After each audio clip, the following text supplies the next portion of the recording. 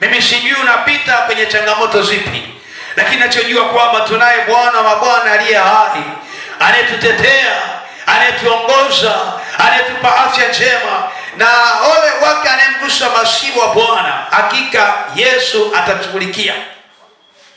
Wanayekutesa, Yesu atawashughulikia. Ujumbe wa siku ya leo, kutumia damu ya Yesu na thamani yake. Kutumia damu ya Yesu Kristo na thamani yake. Tunaposema habari ya damu ya Yesu Kristo, ni damu ya utakaso, damu ya uzima, inaonena mema, inayotutetea, inayotuongoza, damu ya Yesu. Biblia inatueleza waziwazi, kwa kupigwa kwake Yesu Kristo sisi tumepona.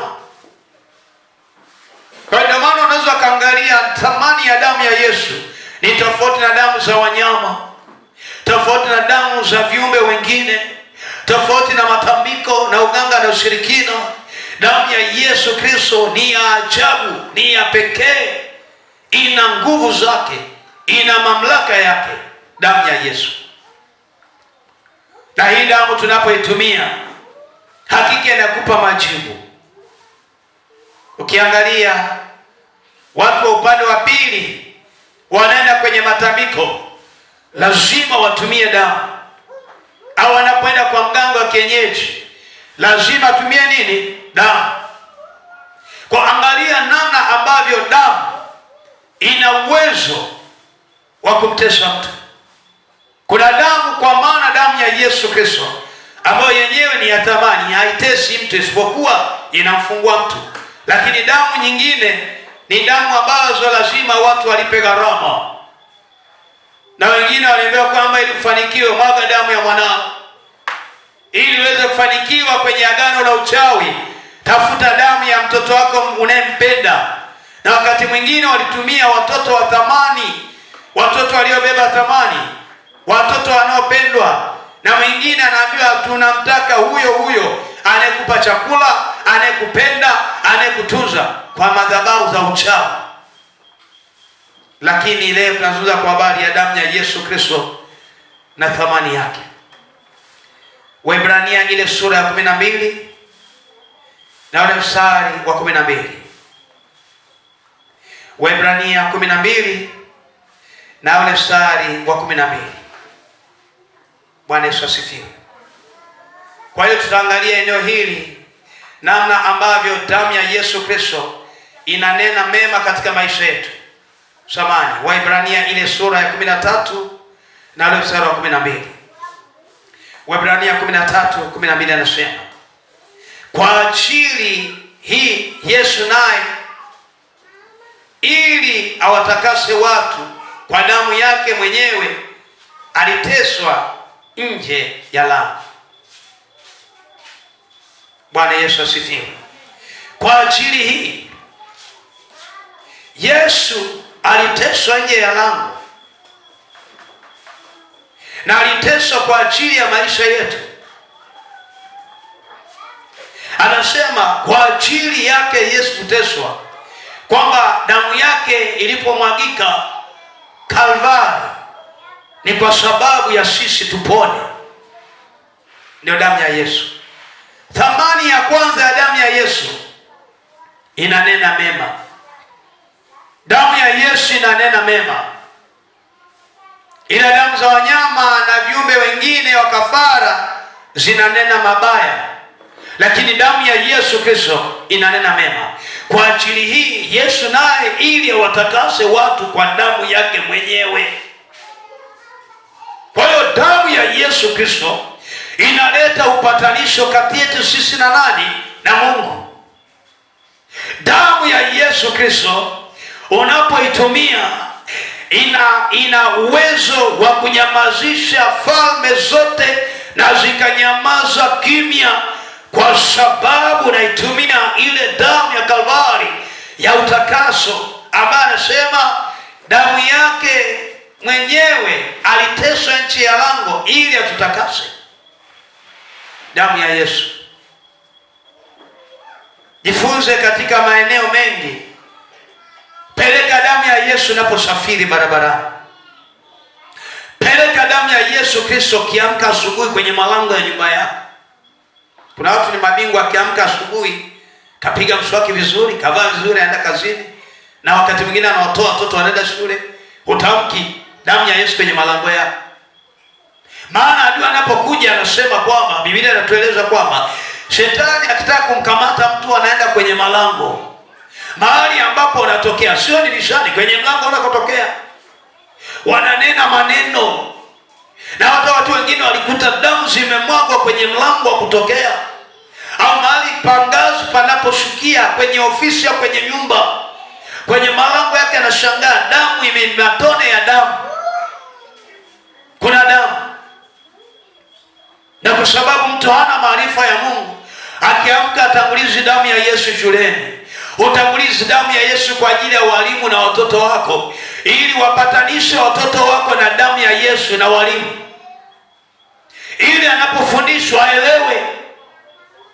Maana mlishauzwa kwa damu za wanyama, kwamba kwenye familia ya mzee fulani au baba fulani, mume na mke, watoto wao ni ikabodi, kwamba hawatakaa mfanikiwe wakawa na elimu nzuri. Shika na kwamba watoto hawana akili. Akili wanazo, lakini kwa sababu waliuzwa kwa damu ya wanyama, ndio maana unakuta sasa hakuna kwenye malango ya elimu mtoto anafanikiwa. Anaweza akamwelewa mwalimu vizuri darasani, baada ya muda fulani akianza kufanya exercise au anafanya homework, hawezi, hakumbuki tena, anapokea pale na kupoteza pale pale. Maana kuna lango ambalo linazuia thamani ya damu ya Yesu ipite. Kwa ni muhimu sana kuhakikisha kwamba familia, watoto, mume, peleka damu ya Yesu Kristo, waambatanisha watoto wako na damu ya Yesu Kristo. Maana huwezi kujua, walimu wanaofundisha wengine wametupiwa mapepo ili watoto wasielewe darasani, afukuzwe. Sasa na wewe unapata nini? Hasara. Shida sio mtoto, shida inawezekana ni yule mkufunzi anayefundisha mahali pale, yaani aonekane kwamba hafai, hawezi kufundisha, hana uwezo, na unakuta watoto wote mapepo yanawavaa, kwa sababu yule mwalimu asifike kwenye destiny ama Mungu amemtaka afike. Kwa hiyo mapepo yanasababisha mpaka na wakwako, kwa sababu hujapeleka damu ya Yesu. Bwana Yesu asifiwe. Bwana Yesu asifiwe. Shetani anaogopa damu ya Yesu, mapepo yanaogopa damu ya Yesu. Ndio maana ukianza kulikemea pepo, unaliambia na kumwagia damu ya Yesu, linasema damu inaunguza, damu inaunguza. Sikia nikwambie, unapoliambia tatizo, peleka damu ya Yesu Kristo katika malango ya hilo tatizo. Peleka damu ya Yesu Kristo kwenye malango ya biashara yako. Peleka damu ya Yesu Kristo mahali ambapo anakuchezea. Mimina damu ya Yesu Kristo kwa imani. Wakati mwingine chukua maji, yabadilishe na kuyafanya kuwa damu ya Yesu. Katika ulimwengu wa roho yanakuwa damu ya Yesu. Ninakumbuka mwaka fulani tukiwa kwenye fellowship mahali, nikawaambia waombaji, ile pepo linasema nina kiu, maana naungua moto, nasikia nipeni maji ninywe. Kaambia sisi hatukupi maji, tutakupa damu ya Yesu. Yanasema sisi hatutaki damu ya bwana wenu. Damu ya bwana wenu inaunguza, damu ya bwana wenu moto, sitaki hiyo damu. Wale mabinti wakaenda mahali wakanunua maji, wakaenda nyuma ya kanisa wakayaombea, wakayaleta, yakawambia ile popo, sasa kunywa maji haya pasuna kiu. Yakasema mlipoenda dukani yalikuwa, mliponunua dukani yalikuwa maji. Mlipofika pale kwenye ukumbi wa darasa wa Sunday school, mkaanza kuombea yale maji, yakageuka kuwa damu. Unafikiri nilikuwa siwaoni? Nilikuwa ninaona, sinywi. Kwa hiyo mapepo yanachiwa kabisa. Hawa walienda kuomba kwa siri, lakini ulimwengu wa roho, mapepo yanaona kwamba haya maji yamegeuka kuwa blood of Jesus. Ndio maana ni muhimu sana kubadilisha kila kitu, damu ya Yesu. Maji ya kunywa kwenye eneo la jagi, damu ya Yesu. Una mtungi wa kuwekea maji, una ndoo ya kutunzia maji, yanenewe damu ya Yesu. Unaenda kuoga bafuni, kama una sim tank, lisemeshe ile pipa la maji sim tank, liambie kuanzia leo maji yatakoingia mahali hapa yatakuwa ni damu ya Yesu. Kwa kinywa unapotamka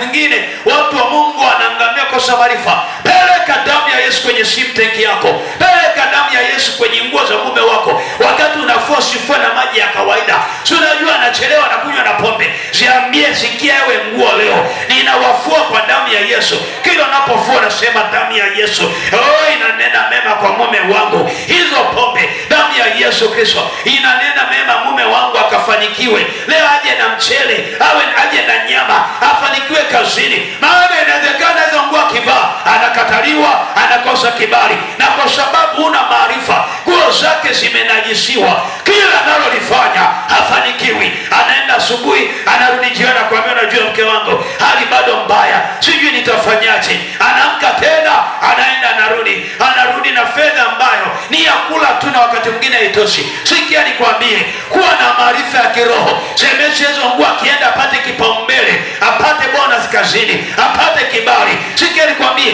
kuna wakati mavazi mengine ukivaa hayaoshwa kwa damu ya Yesu, hayajafuliwa kwa damu ya Yesu langoni. Unapoyavaa unakataliwa na kila mtu, una biashara watu wanakukimbia. Oga damu ya Yesu. Bwana Yesu asifiwe. Bwana Yesu asifiwe. Wana Mungu, haleluya, kanisa la Bwana. Kwa hiyo damu ya Yesu Kristo inanena mema. Semesha mavazi yako yafue kwa damu ya Yesu. Unaoga bafuni, badilisha yale maji, yasemesho kimaanisha. Unatoka kwenda kazini, watoto wanaenda shule, anasema damu ya Yesu iwatangulia wanangu. Damu ya Yesu iwatangulia walimu wanaofundisha. Damu ya Yesu ikanene mema kwa uzao wangu. Damu ya Yesu ikanene mema kazini kwangu leo. Bwana Yesu asifiwe. Haleluya. Bwana Yesu asifiwe. Biblia inapelezwa wazazi, nasema kwamba damu ya Yesu ina uwezo mkubwa na ina nguvu sana. Ufunuo 12 mstari wa 11 nasema, nao wakamshinda kwa damu ya mwana kondoo na kwa neno la ushuhuda wao, ambao kupenda maisha yao hata kufa. Ufunuo 12 mstari wa 11. Nao wakamshinda kwa damu ya mwana kondoo na kwa neno la ushuhuda wao, ambao kupenda maisha yao hata kufa. Inawezekana kuna matambiko huyachui kwenu. Kuna ibada kwenye familia zilizofanyika, mmeungamanishwa na damu za kondoo, damu za watu, damu za mbuzi, damu za ng'ombe, damu za kuku, wamekuungamanisha na zile madhabahu. Ndio maana unapotaka kuvuka, ile damu inakwambia, inasema unaenda wapi? Wewe ni wa kuteseka, wewe sio wa thamani, lazima uteseke. Maana kuna damu ya tambiko. Walichinja mbuzi, walinyunyiziwa na damu. Siku moja binti moja akaniambia, mtumishi, wakati nakuwa, baada ya kuokoka nikajua madhara, nilijua labda ndio ni sehemu ya maisha. Asema siku moja mganga alikuja. Alipokuja pale nyumbani, sisi watoto wa kike na watoto wa kiume, mbuzi 3 wakachinjwa, wakakinga zile damu kwenye viungu. Afsiri zile damu tukaanza kupewa, tunakunywa, tunasemeshwa maneno, tunakunywa. Baada ya hapo tukaanza kuogeshwa na damu. Afu tukaambiwa tukalale nje ya nini, nyuma ya nini, ya nyumba mpaka asubuhi. Unaona shetani alivyo hana adabu. Sikia, anasema tukaenda tukalala tena, tukaambiwa tulale chini. Tumeloa damu, tumepakwa damu. Wanafanyiwa tambiko na ulinzi, security. Shetani anatesa watu wa Mungu. Anasema tukalala kule nje, baridi yote, baba haangalii. Binti ile akasema, mimi nilikuwa mkubwa. Akaja mganga akasema twende, kuna tambiko lako, twende chumbani. Akamchukua akambaka yule binti. Binti anapiga kelele, baba anasema hamna shida, unafanyiwa dawa. Shetani alivyo mbaya. Binti yule anakuja kwa asubuhi, akatamani kutoroka, maana anamwona mamake hana maana, baba hana maana, vitu alivyofanyiwa, akapata shida, wanapotezea. Akasema kwa sababu sikuwa na akili nilikuwa na akili ya utoto, basi akaishia hapo. Anasema nilipokuwa nikakumbuka kile kitendo nilichofanyiwa, na nikasoma nikajua wazazi wangu walikuwa makatili. Anasema nikafanikiwa kwenda sekondari, nikasoma, nikafaulu kwenda mpaka chuo kikuu. Nilipofika chuo kikuu nikaokoka. Nilipookoka nikakumbuka yote niliyofanyiwa. Mara ghafla nikaingiwa na roho ya kukataa kwenda nyumbani, nikawachukia wazazi. Ni miaka mingi imepita. Mbona huji? Siji. Kwa nini mliruhusu mkaribu msichana wangu? Anasema tawapeleka polisi. Akawa haendi kabisa. Ndipo alipokuja kukutana na mimi. Anasema toka nimemaliza, mpaka nichukua mkopo nikamaliza mwaka wa 3 wa chuo, nimepata degree yangu, wanataka niende, sitaki kwenda. Wamepiga simu na nishawaambia makavu walivyoruhusi akafanyika kwenye maisha yao. Na alisema sitakaa niwasamehe mpaka atakapokufa. Nikamwambia bado Mungu ana nafasi ya kuwasamehe, na bado Mungu ana nafasi ya wewe kuwasamehe. Nikampa kufanyia counseling sana, kuongea wiki nzima, tunakutana tunaongea. Mwisho siku nikaongea na wale wazazi, ndio akapanda kwenda Moshi kwao, ndio akaenda kule kwao Rombo, akakaa na wazazi wake, wakasameheana, wakaendelea na maisha. Aliporudi akapata mchumba, akaolewa, akaendelea na maisha mengine. Mwana wa Mungu, shetani huwa angalii nafasi, haangalii aibu ya wazazi. Anapoingia analeta uharibifu. Lakini nataka nikwambie jioni ya leo, iko damu ya Yesu Kristo inayonena mema. Itumie damu ya Yesu Kristo ikalete baraka.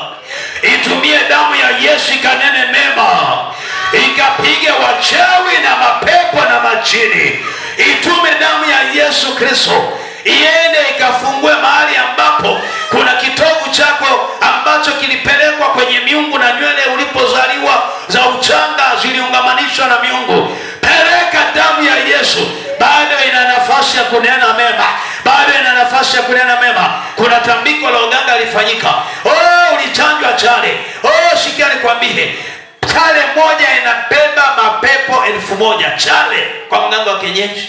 Kuna watu walichanjwa chale, ukiangalia huko nyuma ana alama za kutosha, kwa sababu na chale zinakuwa ni nyeusi, kwamba all the time wewe utatembea kwenye nini? Kwenye giza. Inaweza kuwa black. Sikia nikwambie, peleka damu ya Yesu. Walikupeleka kwa waganga wa kienyeji au ulijipeleka mwenyewe, bado una nafasi. Unaweza kuwa umeokoka, kama hujakataa zile chale na umeokoka, bado shetani kile kiwango kidogo cha damu kwake ni nyingi sana, inanena mabaya, inakufunga, inakutesa. Wanakupuchanja namna hii, wanakuweka signing kwamba wewe alama yako itajulikana kwenye kompyuta ya shetani. Wakitafuta namna hii wanakuona, japo wameokoka. Lakini unapoita damu ya Yesu Kristo, unasema ikafute chale zote nilizochanjwa kwa waganga, nilizoenda mwenyewe, ninafuta kuanzia sasa. Alama yoyote kwenye mwili wangu leo ikaondoke, niachie. Katika ulimwengu wa roho unakuta ile damu ambao walitamka inakataa. Wakitafuta kwenye kompyuta ya kichawi hawakuoni, maana wewe damu ya Yesu iko tayari, inanema mena ndani yako. Sikia nikwambia, iko damu Yesu, itakao nena mema, inafuta yote. Bwana Yesu asifiwe. Haleluya. Rotation. Ile rotate yenu kwa mama wa dada. Utunzi vifaa vyako vizuri, unatupatupa ovyo.